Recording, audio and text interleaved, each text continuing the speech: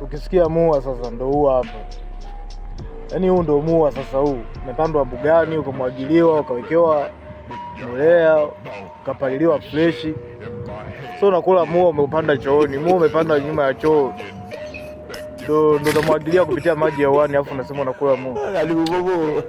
Tungedoba watu tunaugua magonjwa ya ajabu, magonjwa halijulikani. Unaenda kupima hospitali unaambiwa hauna ugonjwa. Kumbe ulikula mua ulikuwa umepanda chooni. Sasa ugonjwa uliopata huo ugonjwa ambao haujulikani. Hata duniani haupo kwa sababu unapandaje mua chooni, nyuma ya choo unapanda mua? Napanda mua kwenye bafu kwenye choo.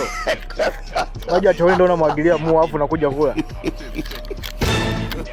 Anategemea usiugue magonjwa yasiyojulikana hapo. Mua panda mbugani, mwagilizia maji safi na salama.